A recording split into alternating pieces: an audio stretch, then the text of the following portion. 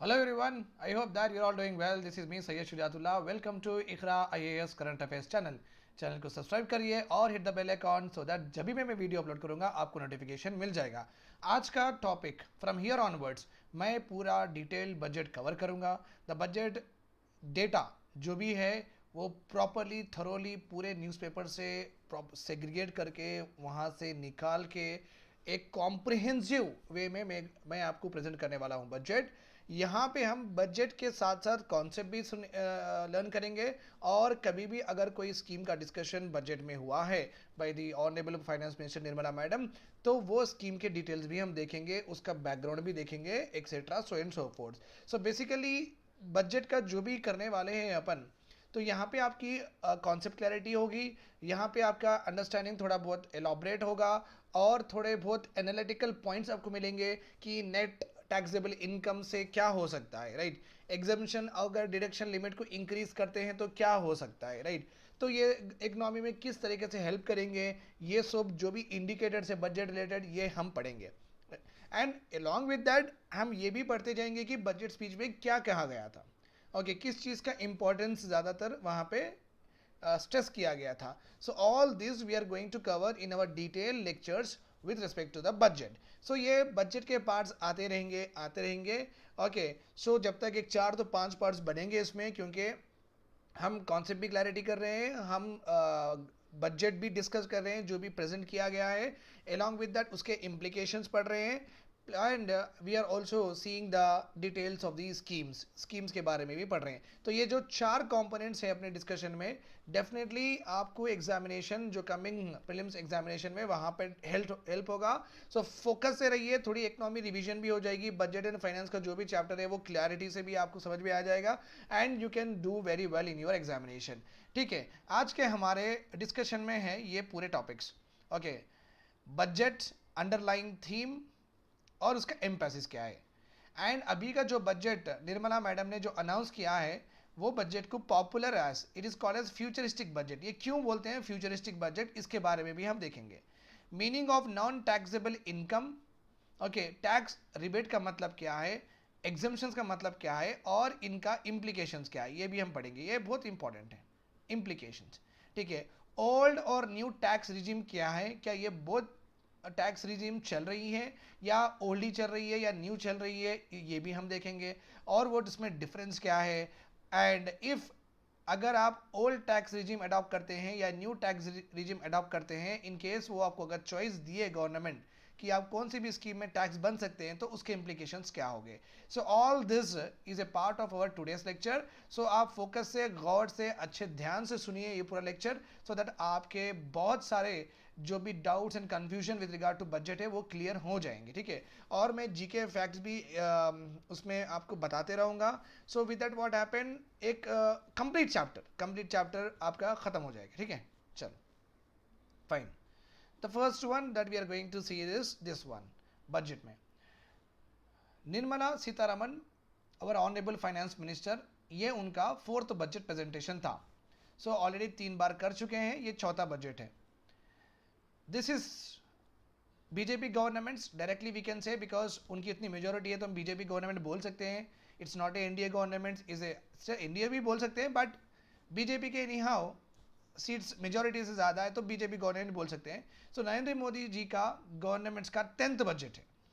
Okay, and it is a second paperless budget, इसलिए because Covid के बारे में आपको पता है। सो ये ट्रांसमिशन नहीं होना, दैट्स वाई सबके जो भी पार्लियामेंटेरियंस है, जो भी एमपी है लोकसभा राज्यसभा में, उनके मोबाइल पे ये बजट का डॉक्यूमेंट भेजा गया है, जस्ट लाइक हम पढ़ते हैं ना इस तरीके से। ये budget, okay, it is popular as Amritkaal. अब देखेंगे ये अमृतकाल है क्या, राइट।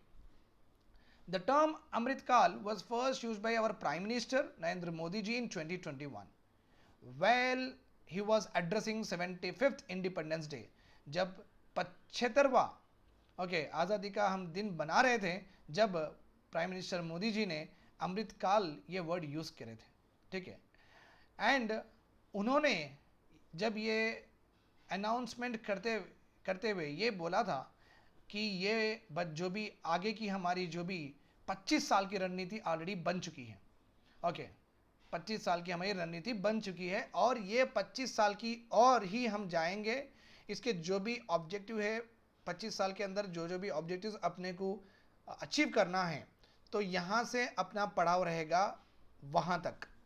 तो अभी जो 2022 का बजट है, तो ये बजट भी 25 साल में क्या हम अचीव करने वाले हैं उसके मद्देनज़र रखते हुआ, उसके अलाइन होते हुआ ही ये बजट है, ठीक है। Mister Modi has also said that purpose of Amritkaal was improve the lifes of citizens of India. अब इम्प्रूव तो इतना आसानी से नहीं होगा, एक 20-25 साल तो लगेंगे ही। सो गवर्नमेंट के हिसाब से 25 साल लगा लिए वो लोग। ओके, इम्प्रूव करना क्या मतलब है? लिटरेसी रेट्स इंक्रीज होना, IMR infant mortality rate decrease होना, ओके, क्वालिटी एजुकेशन आउटकम्स होना है। तीसरी क्लास के बच्चे को दूसरी क्लास का मैथमेटिक्स और इंग्लिश आना चाहिए। 6वीं क्लास के बच्चे को 5वीं क्लास या 4वीं क्लास का मैथमेटिक्स और कॉम्प्रेंजन पैसेज पढ़ने आना चाहिए। सो लर्निंग आउटकम्स भी इम्प्रूव होना चाहिए। MMR डिक्रीज होना है, हेल्थ इंफ्रास्ट्रक्चर इंक्रीज होना है, ट्रांसपोर्टेशन लास्ट माइल कनेक्टिविटी भी इंडिया में लानी है। ओके, और बहुत सारे लोगों को APL से अबव पॉवर्टी लाइन से लेके like BPL below poverty line से लेके अबव पॉवर्टी लाइन में हमें पुश करना है और एम्प्लॉयमेंट भी बहुत ज़्यादा क्रिएट करना है। तो इससे होगा improvement in the lifes of citizen. तो ये जो भी मैं यहाँ पे आपको इंडिकेटर्स दिया, that determines the wellbeing of an individual. Okay, so ये इंडिकेटर्स अचीव करने के लिए 1-2 साल में नहीं हो सकता, तो 25 साल का गवर्नमेंट का एक आंकड़ा है। सो 25 साल में हम पूरे देशवासियों का, पूरे सिटीजन्स का हम इम्प्रूव करेंगे उनका लाइफ, उनको इलेक्ट्रिसिटी देंगे, उनको जॉब देंगे, उनको पॉवर्टी से निकालेंगे और हेल्थ इंफ्रास्ट्रक्चर अच्छा करेंगे, etcetera so and so for. ये 25 साल में करेंगे हम।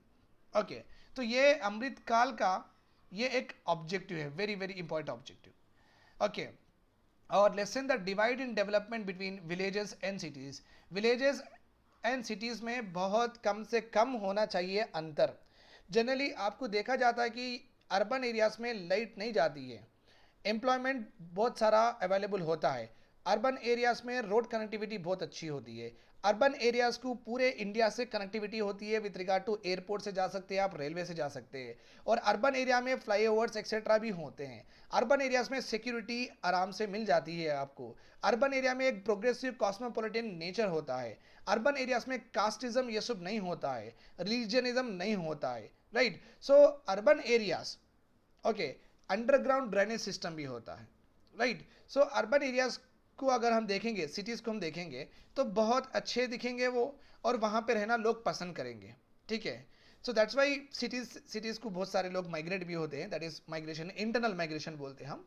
ओके, बट गवर्नमेंट का क्या एम है, आगे के 25 साल में विलेजेस और सिटीज़ में जो भी अंतर है, ये अंतर नहीं होना चाहिए। मतलब क्या है, अब्दुल कलाम, ओके, अपने very very very for very very important and former president, okay, so and also he is missile mind of India also, उन्होंने एक मॉडल दिया था, that model is called as PURA model. What is that model? PURA model. Okay, providing urban amenities in rural areas. Urban areas में जिस जिस facilities आप देखते हैं, जो भी फैसिलिटीज़ आप देखते हैं, अगर ये फैसिलिटीज़ पूरे अगर हम रूरल एरियाज में दे देते हैं तो ऑटोमेटिकली इंडिया एक एडवांस और एक डेवलप कंट्री आपको दिखेगा, राइट और wrong. So basically urban areas में बहुत सारे इंडस्ट्रीज़ का कॉन्सेंट्रेशन होता है। आप टेक्सटाइल इंडस्ट्री ले लो, आप ब्रांडिंग इंडस्ट्री ले लो, आप असेंबलिंग इंडस्ट्री ले लो, आप ऑटोमोबाइल इंडस्ट्री ले लो, आप हर चीज़ ले लो, अर्बन एरियाज में इसका कॉन्सेंट्रेशन होता है। अगर ये इंडस्ट्रीज़ को समहाउ अगर हम सेमी अर्बन एरियाज और थोड़ा बहुत विलेजेस के पास पुश करते हैं तो वहाँ पे ऑटोमेटिकली डेवलपमेंट शुरू होगा। सो गवर्नमेंट का एक प्रॉपर रोड मैप है, आगे के 25 साल में पूरे इंडिया में अर्बन और रूरल एरिया में कुछ अंतर होना नहीं चाहिए। अर्बन एरिया में लोग जितने भी फैसिलिटीज़ एंजॉय कर रहे हैं वो फैसिलिटीज़ रूरल एरिया में और विलेजेस में भी लोग एंजॉय करें, और उनकी भी वहाँ पे लाइफस्टाइल इंक्रीज़ हो, वहाँ पे उनको भी हर जगह से कनेक्टिविटी मिले, वहाँ पे उनको हर जगह से ड्रेनेज सिस्टम उनका अच्छा हो, वहाँ पे उनका एक मार्केट हो, ओके, जहाँ पे वहाँ जाके बेचें, ओके, और they can go to any part of the world, basically any part of the India, last mile connectivity हो। सो ये बहुत इंपॉर्टेंट ऑब्जेक्टिव गवर्नमेंट का रखा हुआ है अमृतकाल के डॉक्यूमेंट में, ठीक है, fine. reduce the government's interference in people's lives. Okay, तो गवर्नमेंट का भी इंटरफेरेंस, ओके, पीपल्स लोगों की ज़िंदगी में उनका कल्चरल रहो कुछ भी रहो उसका इंटरफेरेंस कम करना है. Means you here you can understand that liberalism government follow करना चाहती है आगे जाके. लिबरलिज्म का मतलब है कि इंसान को लिबर्टी है कुछ भी करने की. ऑब्वियसली रिस्ट्रिक्शंस होंगे, आप गाली तो आप रोड पे ठहर के किसी को दे नहीं सकते, सो that is not the point है, वो तो इमोरल हो गया. ठीक है, सो लिबरलिज्म का मतलब है आप आपकी ज़िंदगी से जुड़े हुए या पॉलिटिकल एस्पेक्ट रहो या सोशल एस्पेक्ट्स रहो या इकोनॉमिक एस्पेक्ट्स रहो, इसमें आपको बहुत सारी लिबर्टी दी जाएगी, बहुत सारा आपको काम करने के लिए आपको फ्रीडम दिया जाएगा. गवर्नमेंट के रिस्ट्रिक्शंस उसमें कम ही रहेंगे. ओके, सो नथिंग बट इससे क्या होगा, आप आपके एस्पिरेशंस रहो, आपके एम्बिशंस रहो, आपकी क्रिएटिविटी रहो, आपके जो आइडियाज़ रहो, ये पूरों को आप रियलिटी में तब्दील कर सकते हैं, कन्वर्ट कर सकते हैं, अगर आपको इतनी लिबर्टी अगर मिली तो. राइट, सो गवर्नमेंट भी ये चाहती है कि कम से कम पीपल्स की, लोगों की ज़िंदगी में इफेक्ट हो, उनका इंटरफेरेंस कम से कम होना चाहिए. Okay, than welcome the latest technology. जो भी टेक्नोलॉजी आ रही है या बन रही है या इंपोर्ट है रही है, सो उसको वेलकम करिए और अपनी ज़िंदगी में एडॉप्ट भी करिए. ऐसा नहीं कि लेटेस्ट टेक्नोलॉजी है बट हम उसको यूज़ नहीं कर रहे, ऐसा नहीं होना चाहिए. जब लेटेस्ट टेक्नोलॉजी है तो उसको यूज़ करने की भी आदत डालना ज़रूरी है, बिकॉज उससे क्या होगा, आप कंजर्वेशन ऑफ रिसोर्सेज कर सकते हैं, आपके रिसोर्सेज को एफिशिएंट और बना सकते हैं, और एनवायरनमेंट फ्रेंडली ही इनोवेशंस हो रहे हैं आजकल, तो बेसिकली एनवायरनमेंट को भी आप बचा सकते हैं. सो एक इकोसिस्टम सस्टेनेबल रखने के लिए सो लेटेस्ट टेक्नोलॉजी एडॉप्ट करना, okay, at the penetrative level, नीचे तक मीन्स गांव तक अगर टेक्नोलॉजी का एडॉप्शन होते रहेगा, सो बहुत सारा चेंज अपने को देखने को मिलेगा अपने कंट्री में. So these are the 4 important aspect about Amrit Kaal. ठीक है, right, let us go ahead. Okay, so 4 pillars of budget, okay, is given in the newspaper. आपको पता ही है, as I have told you that मैं हर जगह से पूरे न्यूज़पेपर्स को पूरे छाट के I have got it even from the budget speech also, government की वेबसाइट से भी, सो दैट आपको एक प्रॉपरली हर चीज़ मिल जाए. सो 4 पिलर्स ऑफ बजट है. एक तो है प्रोडक्टिविटी. प्रोडक्टिविटी का मतलब है कम इनपुट्स में, और यू कैन से कम रॉ मटेरियल्स में, और you can say less resources use करके आपको प्रोडक्शन बढ़ाना है. Okay, this is called as what, productivity. Okay, just suppose अगर 1 एकड़ में आप 10 टन्स ऑफ टमाटो उगा रहे हैं, तो वही 1 एकड़ में अगर आप 20 टन्स उगाते हैं, that is called as what, productivity increase हुई. बिकॉज यहाँ पे रिसोर्स जो भी यूज़ करें आप, लैंड रिसोर्स जो भी यूज़ करें, यहाँ पे आप इनपुट दैट इज लैंड जो भी यूज़ करें, ये एक ही है, 1 एकड़ ही है, बट आपका आउटपुट ज़्यादा हुआ है. सो बेसिकली गवर्नमेंट प्रोडक्टिविटी पे ज़्यादा ध्यान देना चाहती है in this budget. Climate actions तो लेना ही है, because global warming is become a menace, as you all know that. हम पेरिस समिट में भी कस्में खाए थे, और ग्लासगो समिट में अपने जो भी कस्में थे वो कस्में अपने और थोड़े इंक्रीज भी हो गए. ठीक है, तो इसके बारे में हम पढ़ेंगे, हर एक के बारे में प्रॉपरली पढ़ेंगे कि गवर्नमेंट ये एस्पेक्ट में कंपोनेंट में क्या कर रही है, ये कंपोनेंट में क्या कर रही है, हर चीज़ पढ़ेंगे. Because slowly we will go ahead, don't worry about it. Okay, financing investments. Okay, अगर मुझे एक होटल शुरू करना है, अगर मुझे एक पब शुरू करना है, अगर मुझे एक इंडस्ट्री शुरू करना है, अगर मुझे एक माइनिंग इंडस्ट्री शुरू करना है, कुछ भी शुरू करना है, तो मेरे इन्वेस्टमेंट्स को फाइनेंस करने के रूट्स क्या क्या है. सो गवर्नमेंट इसके बारे में बोली है, right. And PM Gati Shakti plan. PM Gati Shakti plan is nothing but, आप तो कभी बचपन में या अभी भी सुनते होंगे कि भाई मास्टर प्लान आ रहा, मास्टर प्लान आ रहा. मतलब क्या, मास्टर प्लान जनरली हम इसको कोरिलेट करते हैं रोड वाइंडिंग, कि आपका घर इतना चले जा रहा, आपका घर का ये हिस्सा टूट जाएगा, राइट. तो मास्टर प्लान, ये नेशनल मास्टर प्लान है. ओके, गति शक्ति, गति मीन्स क्या, तेज रफ्तार से हम पूरे इंडिया को कनेक्ट कर सके. Okay, that is called as PM Gati Shakti plan. National master plan for connectivity बोलते हैं इसको, national master plan for connectivity. तो ये कनेक्टिविटी होगी मल्टी मॉडल, ये कनेक्टिविटी होगी multi model. Multi model of transportation का मतलब क्या, रेलवेज भी डेवलप होंगे, एयरवेज भी डेवलप होंगे, इनलैंड वाटरवेज भी डेवलप होंगे, रोडवेज भी डेवलप होंगे, सबवेज भी डेवलप होंगे, एक्सप्रेसवेज भी डेवलप होंगे, मेट्रोज भी डेवलप होंगे, etcetera, so and so fourth. Means अपने इंडिया में हर तरीके का हम ट्रांसपोर्टेशन सिस्टम ओके डिप्लॉय करेंगे, जहाँ पे जिसकी रिक्वायरमेंट है उस तरीके का डिप्लॉयमेंट करेंगे हम. करके पूरे लास्ट माइल कनेक्टिविटी कोने कोने तक, इंडिया के कोने कोने तक हम कनेक्ट कर सकें। That is what is the all about PM Gati Shakti plan. इससे क्या होगा, मैन और मटेरियल का जो भी आना जाना है वो तेज हो जाएगा।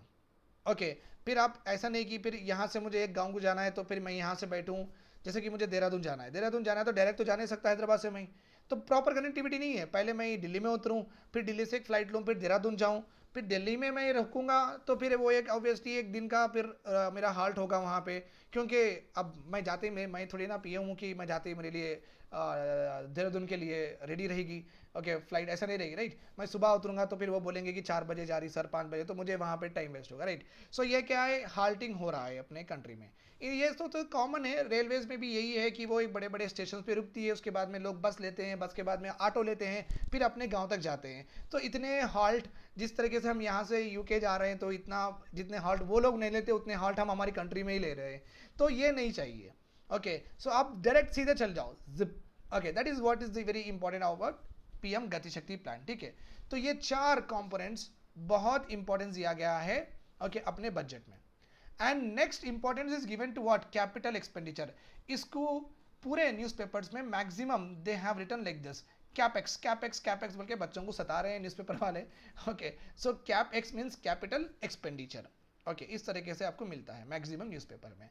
सो कैपिटल एक्सपेंडिचर का मतलब है एसेट्स बनाना, या देखो यहाँ पे ट्रांसपोर्टेशन रोड बनाना, ये देखो एनर्जी सेक्टर है, ये सेस जोन्स हो सकते हैं, इंडस्ट्रियल सेक्टर है एक्सेट्रा, इंडस्ट्रियल कॉरिडोर्स हो सकते हैं, निम्स हो सकते हैं, कुछ भी हो सकते हैं।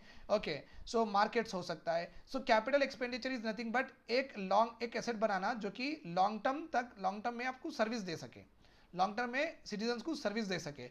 सो आप समझ गए ना, अगर लोगों की जिंदगी को इंप्रूव करना है, राइट और रॉन्ग, जो कि पहला ऑब्जेक्टिव में अपन पढ़े थे, इंप्रूव करना है, अमृतकाल का first objective, do you remember और not? Yes I guess you remember it, ठीक है। तो improve the lifes of the citizen बोल के हम पढ़े थे।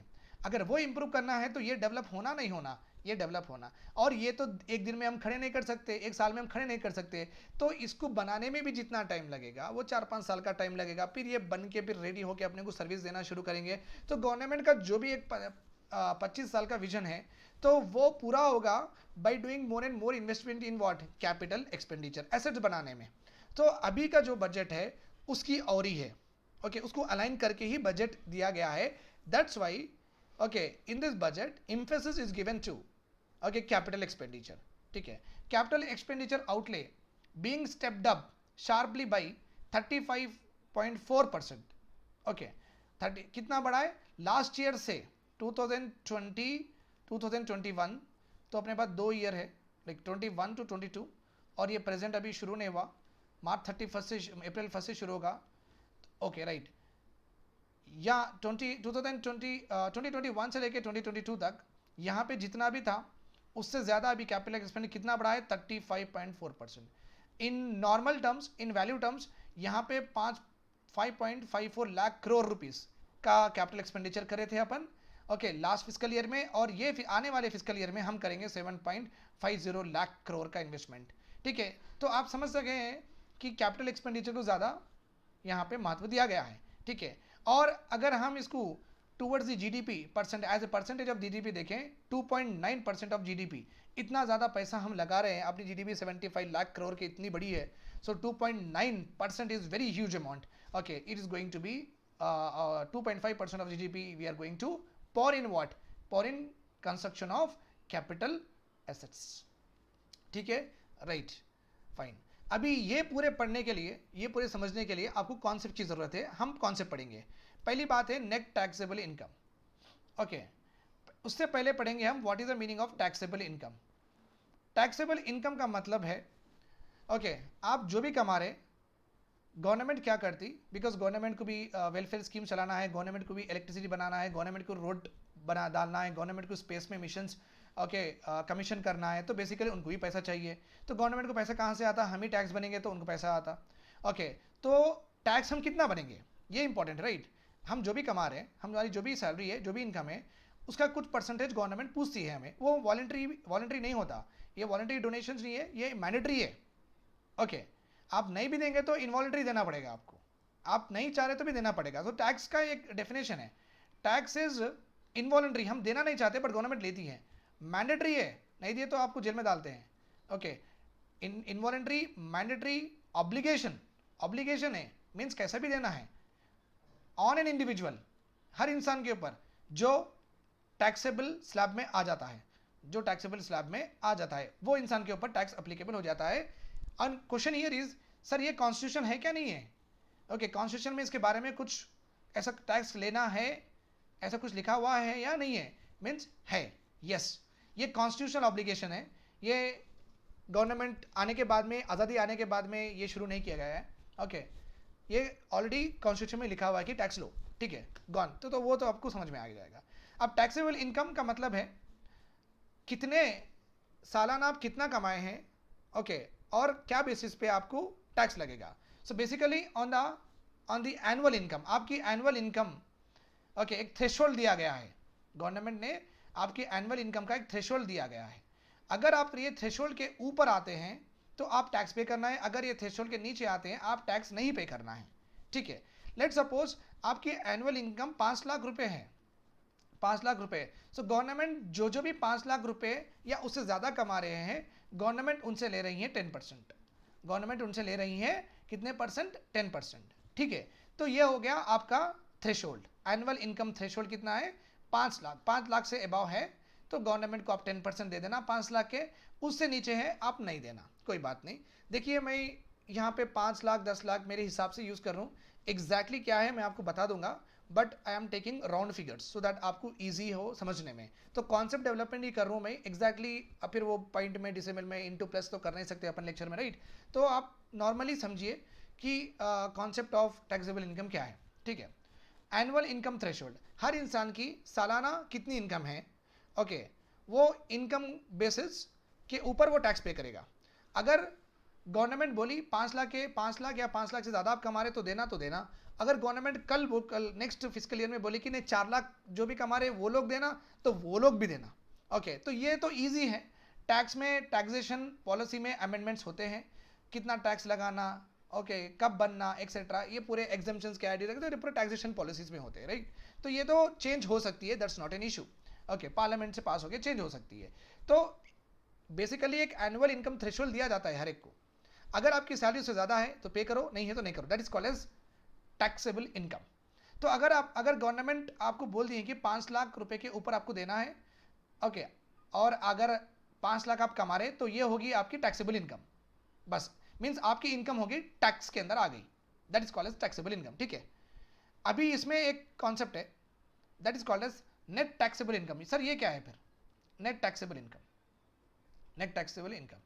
तो government in order to promote social security, in the sense social security means okay कि सबके पास हाउसिंग फैसिलिटीज़ होनी चाहिए, सबके पास पेंशन होना चाहिए बुढ़ापे में काम आने के लिए, सबके पास इंश्योरेंस होना चाहिए, अगर कुछ एक्सीडेंट हुआ तो वो पैसे इसमें से वो अपने आप को फिर से स्टेबलाइज कर सकें। सो ये पूरे चीज़ आते हैं सोशल सिक्योरिटी में।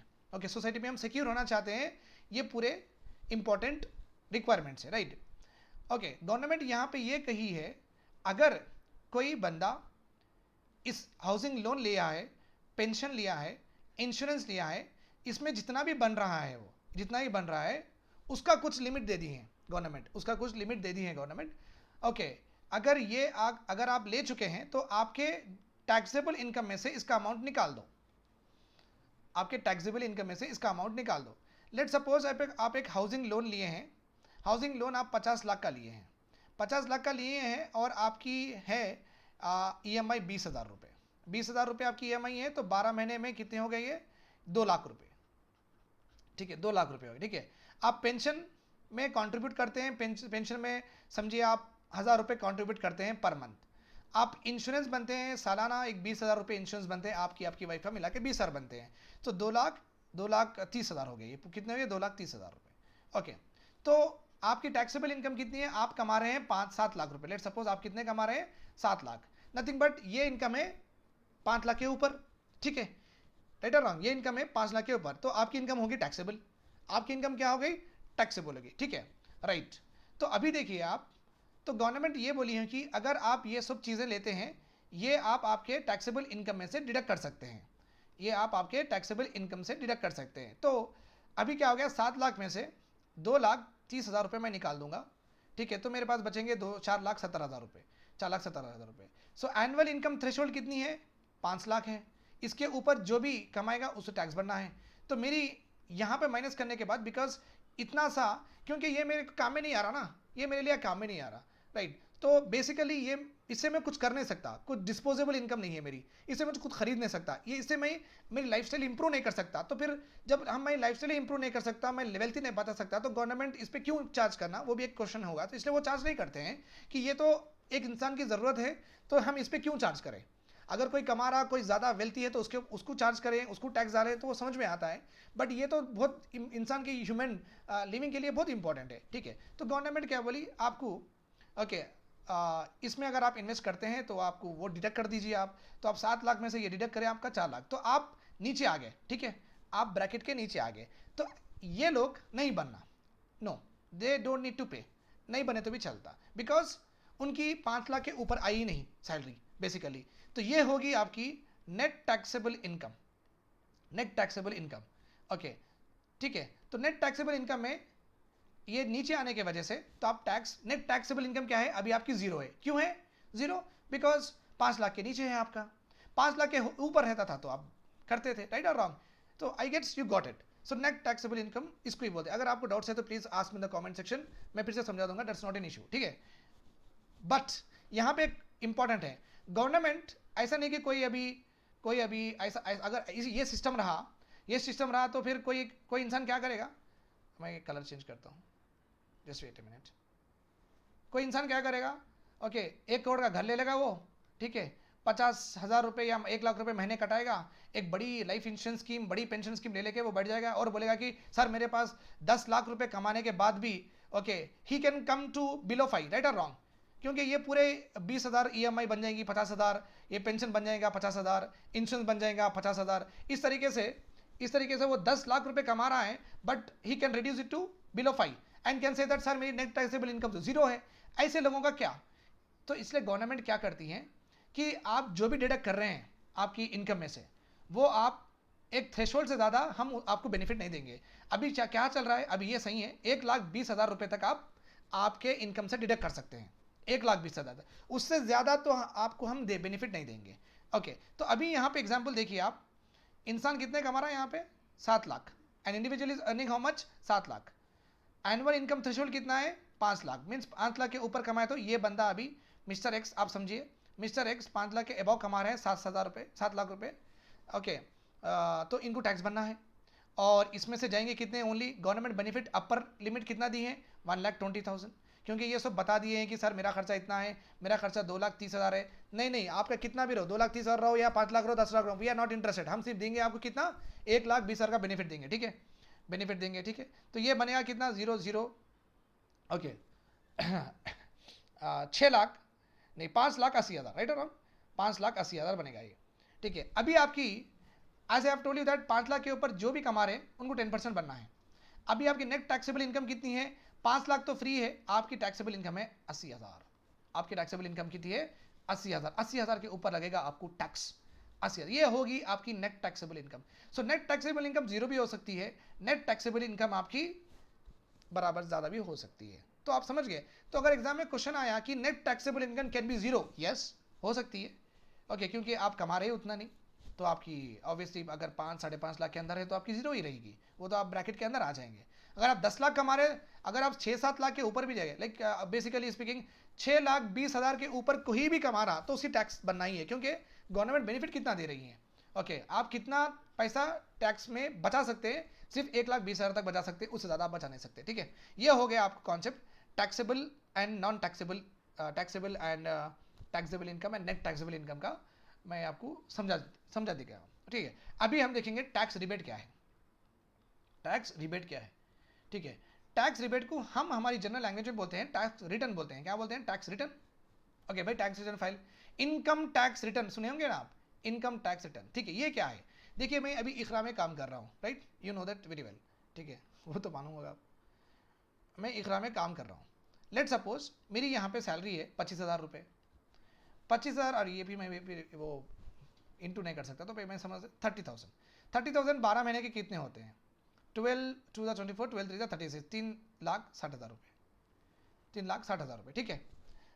अभी एनुअल इनकम थ्रेशोल्ड कितना है गवर्नमेंट के हिसाब से? 5 लाख रुपए। 5 लाख के अबाव रहा तो मुझे टैक्स बनना है, मैं तो उससे कम ही कमा रहा हूँ।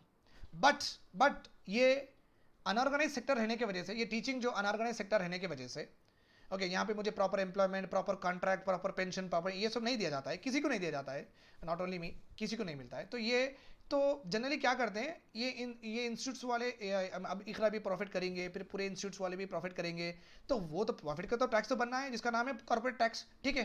सो टैक्स, अगर समझो इकरा का प्रॉफिट है 1 करोड़ रुपये, इकरा के पास आए हैं 1 करोड़ रुपये, तो इस पर 10% बनना है, तो 10 लाख बनना है, ओके।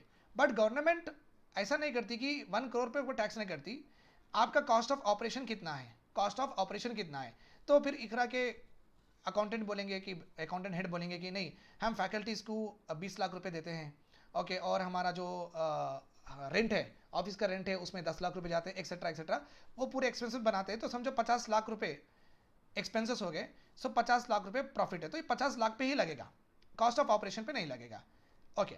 नाउ बट ये बताना है मीन्स इकरा के जो अकाउंटेंट हेड है ना, ये 50 लाख कहाँ कहाँ पे उन्होंने स्पेंड करे हैं, उसके पूरे रिसिप्ट्स होने चाहिए उनके पास, उसके पूरे रिसिप्ट्स होने चाहिए उनके पास। अगर वो रिसिप्ट सबमिट करते हैं तो उनको ये 50 लाख पे नहीं मिलेगा, ओके, टैक्स नहीं देना पड़ेगा, अगर नहीं करते तो देना पड़ेगा ऑब्वियसली, बेसिकली, राइट। अभी देखिए आप यहाँ पे क्या होता है, तो इकरा के जो अकाउंटेंट हेड है ना, वो डेफिनेटली बताएंगे कि ये जो है शुजात सर, इनकी ये फैकल्टी है, इन्हों इतना हर महीना लेते हैं, तो ये मेरे अकाउंट में डायरेक्टली पे करेंगे, तो मेरे अकाउंट में पे करे बोल के वो बता देते हैं, किसको? गवर्नमेंट को। इस तरीके से गवर्नमेंट को बता देके वो उनका कॉस्ट ऑफ ऑपरेशन पूरा निकाल लेते हैं। निकालने के बाद में ये हमारे प्रॉफिट से इसके ऊपर टैक्स बनेंगे, ठीक है। अभी क्या होता है, अब जैसे कि अनऑर्गेनाइज सेक्टर है, मैं 6 महीने भी कमा सकता हूँ, मैं 7 महीने भी रह सकता हूँ, मैं 8 महीने भी रह सकता हूँ, मैं चले जा सकता हूँ दूसरी जगह अपॉर्चुनिटी है, बिकॉज यहाँ पे बॉन्ड होता नहीं है, ठीक है। तो हमारे अकाउंटेंट हेड का ये काम है कि किसी को भी वो सैलरी पे कर रहे हैं तो वो एक इनकम के ऊपर टैक्स कलेक्ट कर लें, वो उनका अधिकार भी है और उनका ड्यूटी भी है, समझिए। तो इनकम टैक्स है, तो हम we call it as TDS, tax deduction a source, tax deduction a source, okay. तो मेरे को हर महीना अगर 30,000 पे कर रहे हैं, तो इसके ऊपर 2,000 वो कट करते रहेंगे, हर एक कट करेंगे। सैलरी के ऊपर 10% या 14%, कोई 10% डिडक्ट करते हैं सैलरी पे, कोई 14% डिडक्ट करते हैं कोई इंस्टीट्यूट के।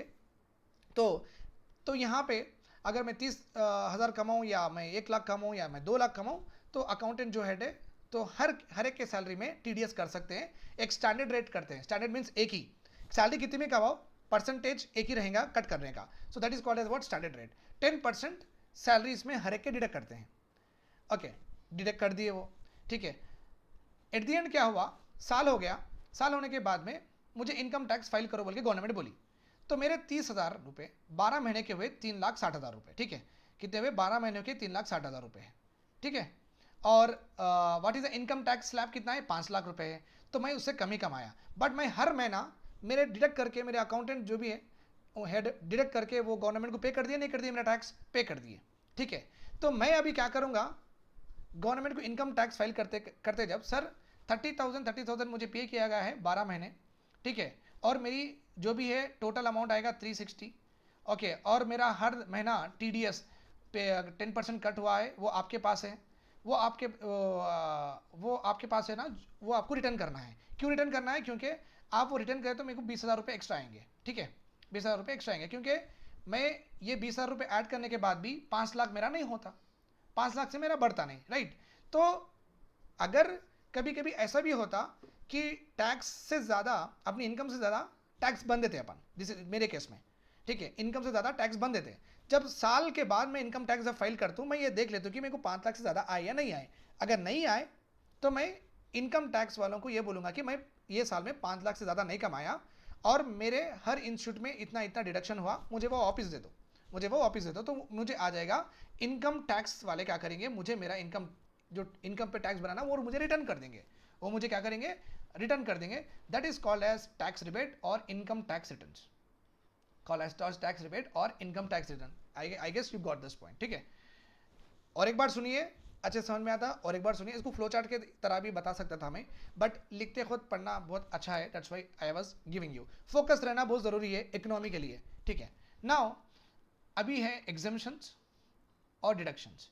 ओके, एग्जाम्शंस और डिडक्शंस का मतलब है, ओके, हाउसिंग, अगर आप घर खरीदे, अगर आप इंश्योरेंस खरीदे, पेंशन खरीदे, इसमें आप जितना भी पैसा आप इन्वेस्ट करते हैं वो टैक्स जब पे करते हैं, ओके, टैक्स आप जब कैलकुलेट करते हैं सालाना, तो वो जितना भी यहाँ पे करते हैं सालाना, ये पूरा एग्जेम्प्ट हो जाएगा। ये मैं पहले ही कॉन्सेप्ट में नेट टैक्सेबल इनकम में आपको बता चुका हूँ। Okay, so these things are called as what, exemptions and deductions, ये बोलते हैं। डिडक्शंस का मतलब है पेंशन एक डिडक्शन है, क्योंकि जो एम्प्लॉयर ऑलरेडी आपको सैलरी देता है ना, वो डिडक्ट करके ही देता है। सो इस तरीके के पीएफ, पीपीएफ ये डिडक्शंस में आते हैं। एग्जम्पशंस का मतलब है अगर आप gold monetisation scheme, okay, and sovereign gold bond scheme, इसमें कुछ इन्वेस्ट करते हैं, गवर्नमेंट के बॉन्ड्स में कुछ इन्वेस्ट करते हैं, ओके, 50,000 तक इन्वेस्ट किए, 50,000 भी आपको एक्सक्लूड हो जाएगी इनकम में से, इनकम टैक्स में से, ठीक है। तो इस तरीके के गवर्नमेंट के पास एक लिस्ट है, गवर्नमेंट के पास एक लिस्ट है कि एग्जम्पशंस कैटेगरी, अगर आप ये पूरे आइटम्स में इन्वेस्ट करते हैं तो ये पूरे आइटम्स में आप साल में कितना पैसा इसमें लगाते हैं, ओके, वो पूरा आप टैक्स में से डिडक्ट कर सकते हैं। डिडक्शन की भी एक लिस्ट है, अगर साल में आप इतना पैसा कि इसमें से कुछ भी लगाते हैं तो आप डिडक्ट कर सकते हैं, ओके। और मैं बोल दिया कि ऐसा नहीं कि आप 10-10 लाख भी डिडक्ट कर सकते हैं, आपको बेनिफिट मैक्सिमम कितना मिलेगा, 1,20,000 का ही मिलेगा, उससे ज़्यादा नहीं मिलेगा। सो बेसिकली जिसके जो रिक्वायरमेंट्स है उस हिसाब से अपन वो इन्वेस्ट कर लेते हैं और अपन एग्जम्पशन डिडक्शंस जनरली ले लेते हैं। And basically housing, insurance, pension, maximum 95% of the country यही करती है, ओके, डिडक्शंस। बाकी के और एक है हाउस रेंट यही करते हैं और कुछ नहीं करते हैं, ठीक है। So I think you got it. अभी देखिए, अगर गवर्नमेंट, लेट सपोज, अगर गवर्नमेंट 5 लाख से ज़्यादा, ओके, इनकम टैक्स का स्लैब को 6 लाख बनाती है, 6 लाख बनाती है, इसका मतलब अभी जो लोग 5 लाख के अंदर थे, ओके, 5 लाख के अंदर समझो 100 लोग थे, ठीक है, अभी 5 लाख और 6 लाख के बीच में 100 लोग हैं, ओके। नाउ अभी extra 100 people have added in what, non tax, tax नहीं लगेगा इनके ऊपर, क्योंकि गवर्नमेंट बना दी है एनुअल थ्रेशोल्ड लिमिट 5 लाख से 6 लाख कर दी है। तो क्या हो गया, पहले जिसके पास 5 लाख के और 6 लाख के बीच में जो भी लोग थे, पहले जिसके पास टैक्स में पैसा जाता था, अभी वो टैक्स में पैसा नहीं जा रहा है, वो उनके पास आ जा रहा है, उनके पास आ जा रहा है। तो वो क्या होगा, वो पैसे उनके पास ज़्यादा आने की वजह से, पहले से ज़्यादा आने की वजह से वो और चीज़ें खरीदेंगे, और डिमांड बढ़ेगा, जितना डिमांड बढ़ेगा सप्लाई उसको देने की कोशिश करेंगे, न्यू एंटरप्रेन्योर्स आएंगे, एक्सपेंशन ऑफ इंडस्ट्रीज होते रहेगा, बिकॉज डिमांड है तो सप्लाई करने के लिए बहुत सारे कोशिश करेंगे। तो ये न्यू एक्सपेंशन होना, न्यू इंडस्ट्रीज आना, इससे क्या होगा, एम्प्लॉयमेंट भी क्रिएट होगा, एम्प्लॉयमेंट क्रिएट होगा तो बेरोजगारी कम होगी, और एम्प्लॉयमेंट क्रिएट होने से जो भी पुअर पीपल है वो ऊपर भी आएंगे, पॉवर्टी भी कम होगी। तो ये साइकिल चलेगी, इम्प्लीकेशन बोलते हैं हम इसको।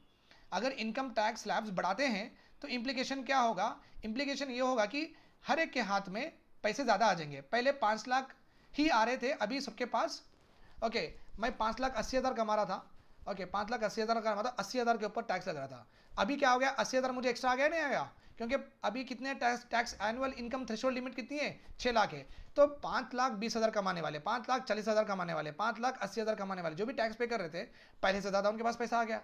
पहले ज़्यादा पैसा आने का मतलब है उनकी स्पेंडिंग कैपेसिटी बढ़ गई, उनकी खर्च करने की कैपेसिटी बढ़ गई। That is only called as what, personal disposable income बोलते हैं, we call it as what, personal disposable income.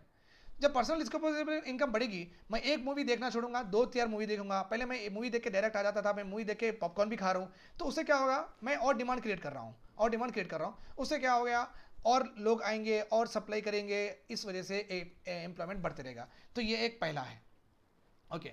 Exemptions और डिडक्शंस 1,20,000 के थे ना, अगर गवर्नमेंट एग्जम्पशंस और डिडक्शन लिमिट 2 लाख कर दी, समझो आप कितनी कर दी, 2 लाख कर दी एग्जम्पशन डिडक्शन, तो अभी हम और पैसे बचा सकेंगे अपने, राइट और रॉन्ग, क्योंकि पहले 1,20,000 रुपये ही कट कर रहे थे गवर्नमेंट, अभी 2 लाख तक, मीन्स हम 2 लाख रुपए तक बचा सकते हैं। मीन्स हर एक के पास फिर से 80,000 रुपये ज़्यादा आ गए, 80,000 रुपये ज़्यादा आ गए, तो फिर से ये साइकिल चलेगी, फिर से वो और डिमांड क्रिएट करेंगे, और डिमांड क्रिएट करने के और चीज़ें खरीदेंगे, और स्पेंडिंग कैपेसिटी करेंगे, और पहले बार साल में एक बार जाते थे टूर को, अब 2 बार जाएंगे, फिर भी टूरिज्म सेक्टर डेवलप होगा, तो खाएंगे कि ज़्यादा वो, और लाइफ स्टाइल भी इम्प्रूव करेंगे, क्या करेंगे, लाइफ स्टाइल भी इम्प्रूव करेंगे, ठीक है, right. So I guess you got it. तो ये पूरे हैं इम्प्लीकेशंस। इस तरीके से अगर इन पूरों को net taxable income, okay, tax rebate ज़्यादा देने की वजह से नेट टैक्सेबल इनकम का स्लैब बढ़ाने की वजह से, एग्जम्पशन और डिडक्शन को भी बढ़ाने की वजह से अल्टीमेटली क्या होगा, पर्सनल डिस्पोजेबल इनकम बढ़ेगी, which will create demand, demand create करने की वजह से न्यू इंडस्ट्रीज आएंगे, इकोनॉमी आउटपुट ज़्यादा बढ़ेगा और अदर इंडिकेटर्स एम्प्लॉयमेंट वो सब भी क्रिएट होंगे. So this is very beautiful implications, right. तो यही एक्सपेक्ट कर रहे थे लोग कि ज़्यादा बेनिफिट मिले, ज़्यादा बेनिफिट मिले, वो हुआ नहीं एक्चुअली. ठीक है, अभी देखिए इनकम टैक्स रेट के स्लैब देखिए आप. ओके अभी दो रिजिम में बोला, ओल्ड टैक्स रिजिम जो कांग्रेस गवर्नमेंट के पीरियड में था, so new tax regime. Okay so अगर आप अप टू 2.5 लाख कमाते हैं, अगर आपकी सालाना तनख्वाह, अगर आप एक बिग बाजार में सुपरमार्केट में काम कर रहे हैं, अगर आप हॉस्पिटल में नर्स के जैसा काम कर रहे हैं, या आईटी कंपनी विप्रो एक्सेट्रा 7-8 हज़ार पे काम कर रहे हैं, तो आपकी तनख्वाह साल भर 2.5 लाख के ऊपर नहीं है, तो आपको कुछ टैक्स पे करना नहीं है, मज़े करो आप. ठीक है, देन 2.5 लाख से 5 लाख, तो पहले 5% थी, अभी भी कितनी है, 5% है.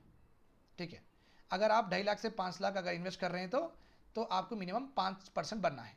ठीक है, पहले के उसमें क्या था, 5 लाख से लेके 10 लाख, 5 लाख से लेके 10 लाख में किसी की भी इनकम 5 से लेके 10 लाख, 5 लाख 20 हज़ार रहो, 5 लाख 30 हज़ार रहो, कुछ भी रहो, 7 लाख 8 हज़ार रहो, 5 और 10 लाख के बीच में जिसकी भी इनकम रहेंगी, वो लोग पहले के रीजन में 20% बनना था. अभी इसको स्प्लिट करके नए रीजन में BJP government has done this.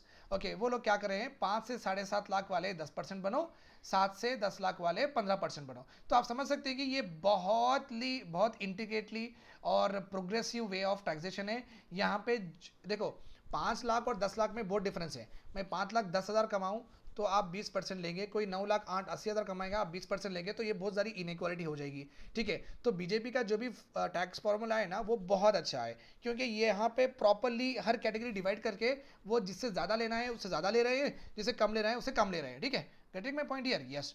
Okay, अभी देखिए ये आप ये पढ़ सकते हैं आप किस तरीके से. पहले तो देखो 10 लाख के ऊपर जो भी कमाते थे पहले के स्कीम में 30% बनना था, अभी ऐसा नहीं है.